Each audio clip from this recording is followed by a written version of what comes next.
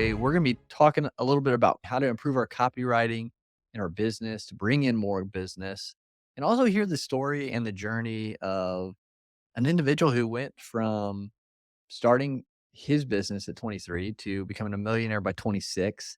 Found out today he's also a fellow Hoosier. So both of us from Indiana, which is really cool. So excited to dive into this topic, into his story. We got Troy Erickson on the show today. Troy, welcome to Elevate Media Podcast.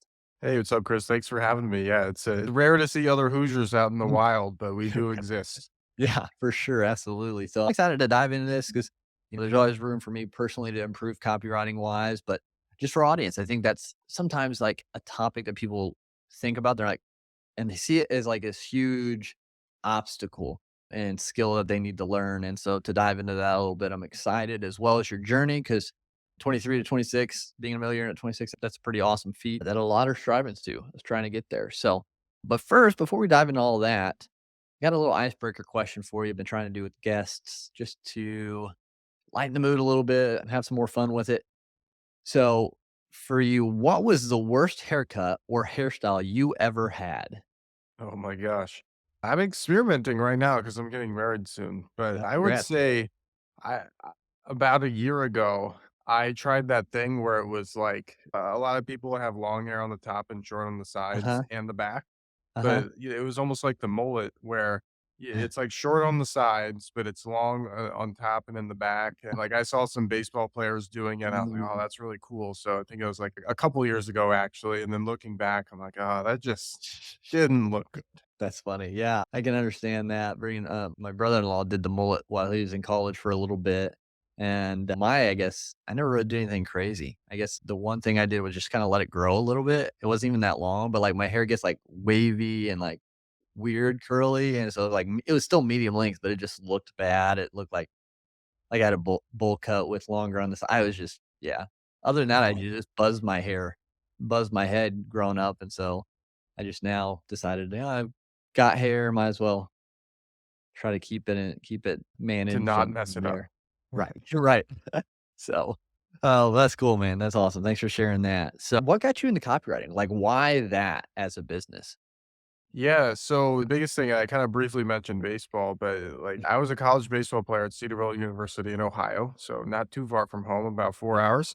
And I had some mental complications called the yips that kind of like Mm, literally prevented me from throwing a baseball. Because in high school, I had an arm surgery. okay. And like at the time, my identity was baseball. It was like that or nothing. And as a senior in college, I got cut from my team because I could no longer throw a baseball because had so many like mental lapses stemming from the surgery and childhood Mhm. traumas and things like that. That's a whole nother story, but I had to do something else. Otherwise, I was going Right. to have to go get a 9 to 5. That was the last thing I ever wanted. Unfortunately for me, when things weren't going well in baseball and the end was near, I Hmm. was on Snapchat of all places and somebody was like, "Hey, swipe up if you wanna make money on the internet." I was like, "This kinda seems like a scam. It seems like my parents would hate this, but let me swipe up and just make sure it's a scam so I can leave and write this off." So, swiped up, and actually the guy was really helpful. He was, like, giving tips about how to sell stuff on eBay and eventually how to run Facebook ads and do all this advanced stuff. So, soon enough, there was a course that came out, and guess who bought it for that?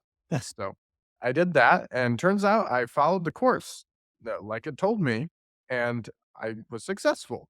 Like, a lot of people just don't, like, do all the necessary stuff to make it work, but Yep. for reference, the guy's name was Grant Cooper, and he was running an agency called Social Vantage, and they had a lot of big name clients. I was running some ads for like Orange Theory locations and such. I learned Facebook ads, and it came down to the summer of 2019. I basically had two clients, and one of them wanted to fire me.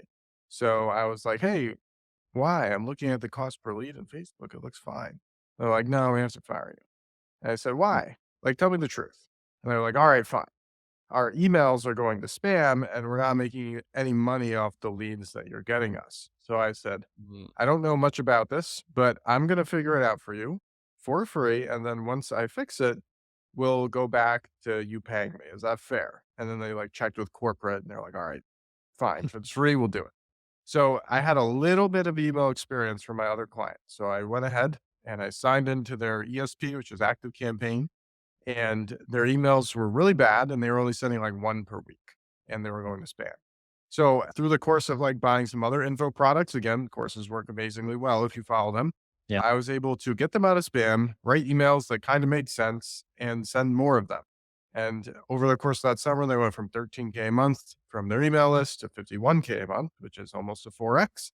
So I was like, I should probably do this for more people and get out of this red ocean of Facebook ads because Yeah. at the time everybody was running them and it's a little different now, but still to this day, there's not that many people doing like full email list management and copywriting and all that stuff. So I've done it ever since, and I pretty much just built an entire agency around it, went to a lot of events, met a lot of good people. And I also kind of added an emphasis on email deliverability because it's huge Mhm. for people. Still what I do to this day. And then we also have a certification program. That's awesome. That's really cool. I always like hearing people's stories and like what got them started, the connections and like, and that's entrepreneurship. You see a need and you fill it. And that's what you did. You pivoted in a moment that some people could have just given up. And that's really cool. So, like in today's market, a lot we've went through a lot the last handful of years, pandemic, recession type stuff, all sorts of things going on in the world. Have you seen copywriting change at all in the last, whatever, 5 years or so? Yeah, so I wasn't even into it, like well, I mean, technically, I was into copywriting 5 years ago, I just didn't really know what it was. Right. Because I kinda got my feet wet for, like, my mom's business in maybe 2016, Mm, and, like, 2017, 18 it was, like, experimentation, and 2019 was when it got serious, but yeah. the changes that I've seen 2 types of changes. So the first one is, like, internal. So really just understanding, like, what is copy and what is the actual point of this, and really getting to know the fact that it's not just the copy, it's like all the elements around the copy and understanding like the Mm, strategy of the business because that dictates what kind of copy you're going to write. Like what is the level of the awareness of the person you're writing to? And then understanding like, okay, copy is no longer just like words are thrown out there. That's why most people are bad at it because they just don't have any clue what to say. It's mhm, a formula, right? So like the very first thing is I want to like mention a problem in a relatable. So for example, if you were trying to get on podcasts, let's say, and I started off my message like getting on podcasts is a great way to get your name out there. Like that's how most people start. It's mhm, just it's what they see on like blog posts and such. right. But if I go ahead and I tell a relatable story about the time that I was struggling to get on a podcast and I use real elements that other people can relate to while still talking about the problem specifically, that is what is going to grab somebody's attention because they know you've been there. Can't Mm, smell, or I mean, they can smell when you're being fake, right? So right. you just have to make sure you're telling like real, relatable stories that like have a problem that you and I have in common or that I used to have and that you currently have. So yeah.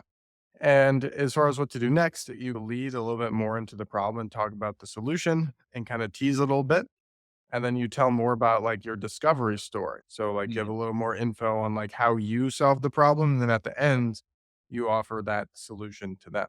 So that was more like me discovering copy. And then as far as changes to it these days, I mean, AI is the biggest one. So in the last roughly 6 months, AI has come on by storm. And for some people who have just heard of AI, they kind of panic because they think like, "Oh no, I'm a copywriter. My job is at stake."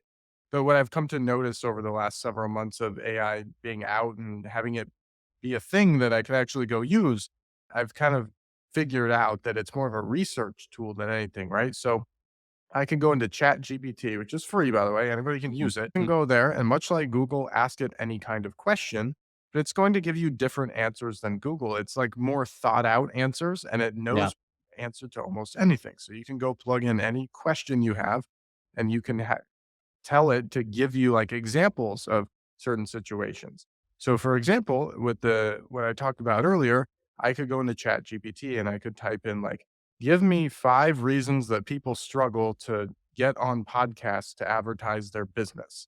And it will give you 5 reasons, and you can literally just grab one of those reasons and like go write the copy that I was talking about, right? Yep. Now, as far as what it writes, it's not going to sound superhuman, at least not yet. Right. It's still kinda gonna sound like a blog post where it's just kinda gives you, like, extra information that you don't really Yeah. need and that most people scroll past. You just Mm, have to be good at picking out the pieces that are really good and making, like, better transitions that are more relatable and more, like, customized to your audience. cool. Yeah, and it's definitely I know, like, we're gonna see some more changes with AI and how it's implemented and things like that, but psychology, thinking of it from that direction, like, with a hook, is there things you can do, that increases your chances of, say, people opening an email versus others? I know you kinda gave an example earlier of tying it into an example, but are there other certain ways to hook people into things? Yeah, for sure. So well, actually, let's go over hooks and subject lines because it's a little bit Sure. different. Okay. Because at a 50,000-foot bird's eye view, you have to like have the offer for the business Mhm. down pat first. Mhm. For example, like with my certification program, or really anytime I'm teaching somebody, most of the time I'm talking to copywriters specifically. So with that kind of person, a copywriter is typically writing what they do is they close a client, they don't get paid up front. They have to go into a Google Doc and spend like hours and hours writing copy, maybe a little less now because AI. Mhm. But then when they finish, they go and they turn it into the client. And a lot of times the client is like, oh, this is great. We'll get back to you later. And a lot of times they get ghosted. Sometimes they don't get Mhm. paid, or sometimes it takes a long time to get paid or for the client to actually use the copy they wrote. Even if it's email, like, it's so messy and complicated, and it can be really stressful, and you spend all your time trying to get money out of people or, like, trying to tweak things, and they ask you for 10 edits, and you try all this stuff, and you don't have time to go close more clients. So Right. those are some of the real life problems that I would talk about in the top of my copy, and I do talk about those things. So the hook, basically, is like, hey, if you're a copywriter and you are writing in Google Docs and sending copy off to clients and they kind of ghost you and they don't pay on time, why don't you just become an email list manager where the client pays you up front, they let you into their ESP and you just write and send the emails on the spot and you're getting paid up front. And by the way, this is more helpful to the business owner because you can also help them with email deliverability and strategy. So, like, a hook is not necessarily like an elaborate, like, well-written piece of copy. A hook is more like, what is the big idea of what you're selling? And Gotcha. then you can take that big idea and, like, put it into a sentence or a paragraph that is more catchy, right? Now, with subject lines, that's gonna be a little bit different because Y by the time somebody's seeing your emails and seeing your subject lines and all that, they've somehow been introduced to you, right? Because otherwise they wouldn't be on your email list. So they Right. probably already read the sales letter or they opted in somewhere or they've heard of you in some way, shape, or form. So with subject lines, I'm just grabbing the best bits and pieces from my like main hub, which I'll say is a sales letter, for instance, or a Mhm. video or something, like my main piece of copy. So I'm just going to grab the best pieces from that as like mini hooks. And let's say one of the biggest things there is like the part about getting paid upfront on retainer. So I could grab a subject line from that. It's like how to go from I'll pay you later to 5K a month upfront, something like that, right? Like, and I Yep. could make it a little bit shorter. And then maybe I could go into the other part that is talking about like when the client takes forever to review your work. I'd be like, client's taking forever, read this. And it's different, like little mini hooks that you can grab from the main like hub, the main letter, the main video, whatever. And you just test all of them and you send those out as subject lines. And you'll find that some of those mini hooks are more appealing than others. And you should stick to those, not just in your emails, but like every time you write about your business or offer. Cool. That's a good way to do it is taking it from the main thing and then testing. I think that's a big one is testing different things to see what work. Like we've been just with like our social media and things like that, testing different kind of formats of micro video as well as captions and like titles on YouTube shorts and things, just playing around with it to just see what gets more traction. And I think that really is beneficial, especially even with copywriting, because you'll see, especially if you're growing a list that is around your audience that you're trying to sell to, what kind of sits with them well or what resonates with them better than other things. So that's a great point. Yeah, one of the easiest things you can do too is you Mm. can do this on email or social media or wherever. Make this as short as possible. Otherwise, people will go on tangents and not answer your question. But you literally just say, like, hey, if I'm talking to email marketers, I'm gonna say, like, hey, what's your number one question about email marketing? Or what's your number one problem about email marketing? And literally just say that and then say, like, reply and let me know. That's it. Just say that.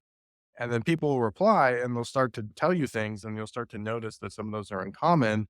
And it Mm. just gives you really good feedback and data. And it's just really nice because it's like a human element. And a lot of businesses don't have it these days because they don't actually, it's not someone who's actually going to read your response and reply. But when you do Yeah. that, you learn a lot about people. That's a great point, and I think yeah, I think that's huge, collecting data from those you're trying to serve, like, just to see what they truly need. It's like when you see people trying to start a business from scratch and they just say, "I'm gonna make this course," or "I'm gonna make this thing because I think it sounds good," or "I think people will like it," instead of, like, actually figuring out if that's what people want. I think I made the mistake when I first started out, and I know a lot of others do, so I think, yeah, collecting that data and getting a good pulse on what your people need and what your people want will almost streamline the process kind of. Yeah, totally. And that's something that you just have to make adjustments on the fly for. There's not really any marketers that nail it the first time. Right. So for example, like I just bought a software called mailgenius.com where people can get like go spam test their emails. And I'm trying to like figure out upsells right now. And it's like it's a process. And like right now I don't have it dialed in. But Yeah. in like I kind of have a plan. And the key is when you're struggling with this, the number one thing to remember, people want more of the same. So if they bought something in the past, the next thing you should sell them is either more of that thing or something that's like very similar or like builds on top of that thing or is like in some way Yeah. touching the first thing that they bought or Yep. the first thing that they opted in for. So that's just kind of always what to resort back to when you're stuck. Like what worked in the past. Yeah. Yeah. No, that's great. Yeah. Keeping it linear, keeping it streamlined instead of trying to go do a whole new thing. I think that's a good takeaway there for sure because, yeah, if you can tie it right into it, like we're building some stuff out that plays off of our offer. And so it's like, it just makes sense for that being the next step based on what people have reached out to a lot about. And so, yeah, just it almost takes you don't have to think on it so much because they're doing that for you by giving you that response. Yeah, totally. It's just looking at data because a lot of times people they don't know what to tell you, and you can ask them, and some people give you good answers, but some people just don't know or they're shy to reply. So what you can look at is their behaviors because actions speak louder than words. Absolutely. Yeah, that's so true. And then it goes back to your first point of testing then. Then you get some handful of kind of the same response and then testing different things within that to see what kind of gets traction or takes hold as you're building out. So, are there yeah, I'm curious on this because obviously copywriting is not my focus or anything. Are there like certain words you should or shouldn't use in like your hooks or in your copy that could deter people? Yeah, and again, that's research too. Figure out what people Mm, don't mhm, like. yeah. For example, a lot of my students, like I'm starting a mastermind soon as well for some of my students who have really excelled and kind of showing them how to make it to the next level. So this is really interesting. As I asked them, I'm like, "Hey, what kind of business do you want to have beyond copywriting?" And I had a bunch of options in there. One of them was not many people click that box, probably because a lot of people have a bad connotation with agencies and they think that agencies like don't do anything. But then the next day I had one in there that was like, "Hey, like, would you be interested in having a high ticket offer?" Like everybody clicked that one. Yeah. And then I look back, I'm like, wait a minute, what's the difference between an agency and a high? Right. And I'm looking, I'm like, it's all in the wording. It's just figuring out what your audience wants. So yeah, it's really just understanding that.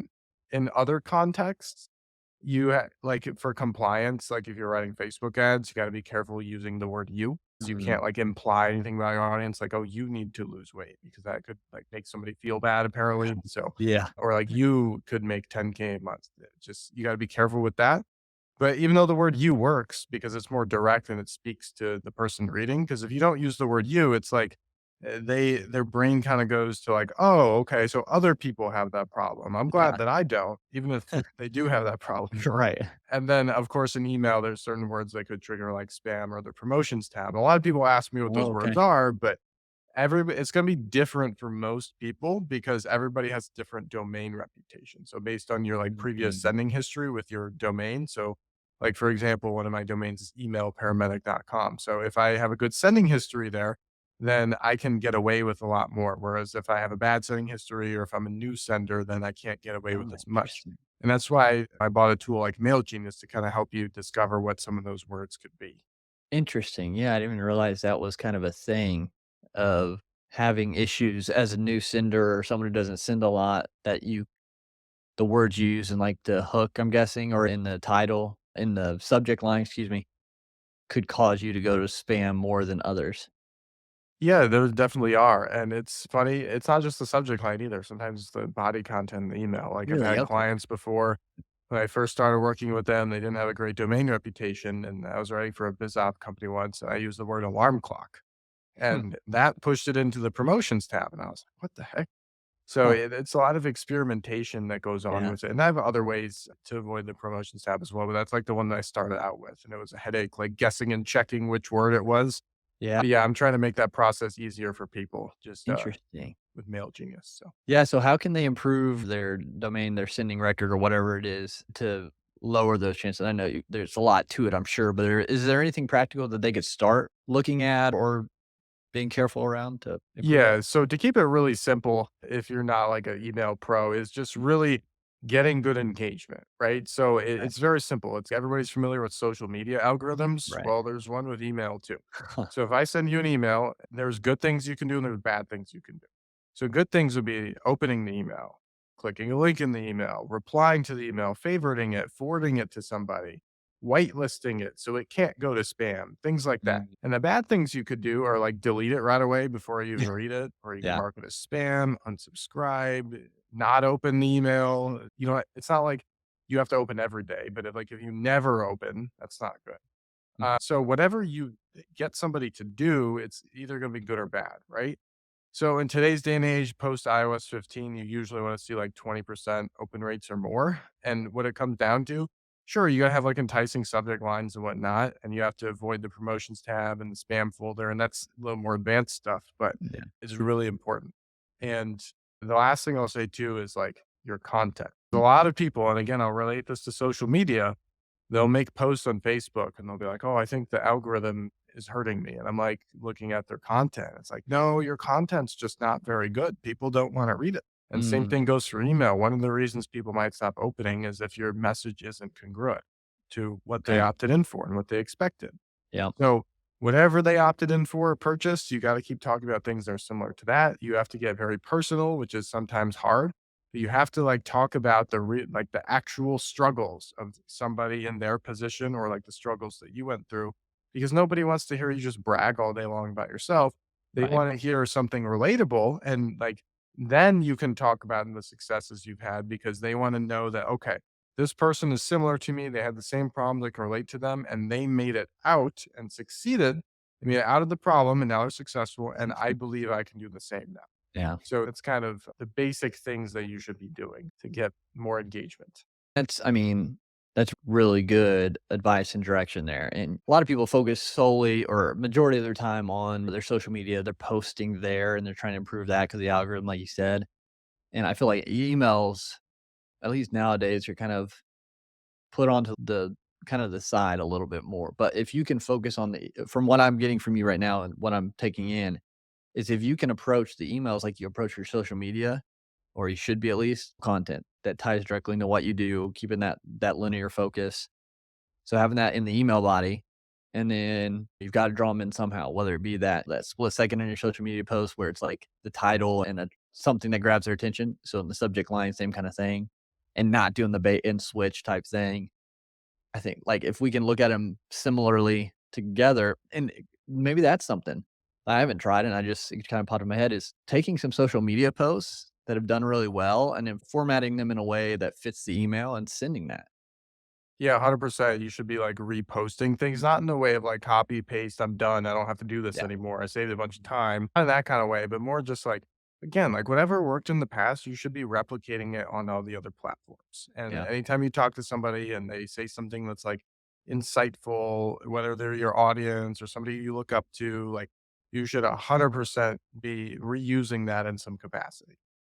That's awesome. Yeah, that's so true, and it sparked some ideas in my head on how I wanna improve going forward, so I hope the listeners are getting the same thing they should. It's been a lot of value, and you mentioned the human aspect and being transparent and things like that, because not everyone wants to see you brag all the time. So for you and your journey, 3 years, from 23 to 26 million, that's awesome. Like, that's fantastic. I love seeing success in people's lives like that. But what was maybe one huge obstacle that you remember that you had to get through to get to the success that you've seen, that you're thankful for now because it made you better? Thinking back on your journey, what was one moment that you're like, "Am I gonna do this? Like, can I get past this kinda thing?" Yeah, I would say first of all, I briefly mentioned this, and I could write a whole book about it. Like my life was baseball at one Mhm. point, and that was my identity. And then one day that was stripped away from me for a lot of like mental and emotional and physical reasons, and then also my own lack of performance. And it hurts to realize that you something you thought you were going to do the rest of your life, and one day you just get told, "Hey, you're not any good at this anymore. Mm. Sorry, go do something else." And I tried my butt off to like make it back elsewhere, but COVID happened, kind of got distracted. I just went and I sat down and I was like, I don't know where to go from here. Luckily for me, I went to an event like right before the world like shut down and I met some people. So when COVID happened, I went and I just like started hitting up all these people that I knew. And I didn't care how long it took, but like sometimes you feel stuck because you don't know where to go next or who to talk to. But the truth is, in that situation, this is what helped me. It just means you haven't had enough conversations yet. If you're struggling right now and you like can't find the right person who can help you, or you can't find a client or whoever, it just means you haven't had enough conversations. You know somebody who needs help, and that doesn't mean reach out to them and instantly pitch them. Just like go to their website and find something that you can help them with that they're currently not doing correctly and just make a Loom video, like a screen recording video, and record it and send it to them. And find somebody else, record it and send it to them, and do that as many times as you can. If you dry up your lead base, that just means that you aren't being active on social media. So, like, go in a Facebook group that's directly about the problem that you solve, or directly like the group of people, the type of people that you help, and do the same thing there. Just like go find people and go do it over and over. So, because it's like I was starting out and it's like the world was shut down, everybody's worried, but I had this whole network of people that I could tap into. And Yep. that's really how I got started. And yeah, there's other things that have come up on the way. Different things change with email, different compliances change, especially like in the deliverability space. At one point, I thought I had to shut down my entire offer, but I found a way to just like pivot around it and think outside the box. Like, what if I could do it this way? I know Mhm. nobody's ever done it this way before, but what if I could? And you just think about that as much as you can, the new way of doing things that you want to try, and just go try it. Like Mm. nobody's watching you. You can literally just go on your own computer at home and try anything you want to try. And then once you feel like it works, then you can go out and like test it and see if people like it. So it's really just a matter of like not being afraid to talk to people and not being afraid to try new things. I love that, and it's so true. You gotta be able to pivot and think outside the box and put yourself out there sometimes to quote unquote fail, but I mean, those learning lessons are the things that really elevate and expand what we do a lot faster. That and of course, having more conversations like you mentioned. So thank you for being open and transparent about sharing those obstacles and overcoming those. As we kind of wrap up this up, here's a couple more questions that I would like to ask, and they're not necessarily on the topic of copywriting, but more on your journey and just with you as a person. If you could spend an hour or 2 over lunch, whatever, with an individual and just learn from 'em, just ask them questions, just hear about their story, dead, alive, or fictional, who would you choose and why? I'd probably put God first of all, because it's like there's the answer to like everything that you'd ever want to know. But if it was like a living person, I would probably, oh my goodness, I'd probably say like Tom Brady, honestly, because he's Ooh, one of, okay. I know being from Indiana, that's not the answer people want to hear. It's like work ethic wise, like he became my role model as a kid for a reason, even though it Hmm, wasn't the same sport. yeah, Gosh, not living person, probably my grandparents, but if it was yeah, like somebody I didn't know, I don't know, maybe like Abe Lincoln or somebody. there you go. Really cool, throwback. Yeah, that's awesome. And a fun fact, he is a distant great uncle of mine. So, just Really, another yeah, my dad does that genealogy stuff, so he tracks all that stuff. It's crazy, but no, Indiana I thing. like that. I think and it's funny, so for those who know, I batch record episodes and the first Tuesday of every month, and today, 3 people I've asked that question to, 3 out of the 6 have said either Jesus or God, and I just think that's fascinating. I think that's really a cool thing. So yeah, thank you so much for sharing who you would speak to, Troy, and as we wrap up if you could talk to someone who's just starting on their journey of entrepreneurship, what would be one word of advice you'd give them? Yeah, I think it goes back to earlier, just like go talk to as many people as you can right now who are doing what you want to do. And I still do that to this day. Like I said, I'm building a software and right now I'm on the hunt for people who have like successfully built and exited software companies. That's all I'm gonna do, just talk to those people. But, like, when you're So starting out, it's simple. Like, figure out what you wanna do. Like, go on YouTube and find out what you enjoy, and don't spend too much time there, because once you kinda figure it out, you and 2 or 3 things you wanna do, you gotta go try them.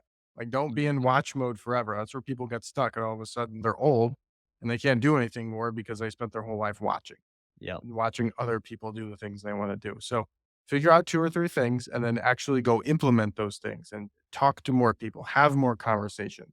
Go find people that have a problem with their website that you can fix if it falls in one of those categories that you enjoy. So, being able to do that and just, like, build your network, like, people will notice that stuff. Just understand that, like, you're when people recognize you, like, that compounds, right? So, like, day 1, you start, nobody knows you, nobody's gonna recognize you. right. But if you go out and you contact 5 people that day, and you contact 5 every single day, it just doesn't go like 5, 10, 15.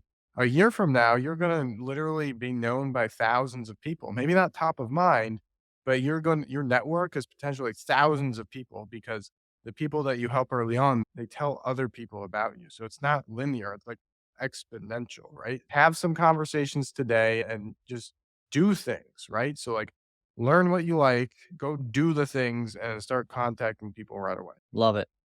Solid information, everybody. So, if anything, at least take that from today. He shared a lot more great nuggets, but start talking to people, get out there and expand. So, Troy, thanks again so much for being on Elevate Media Podcast today. Where can people go find you and connect with you and learn more about what you do?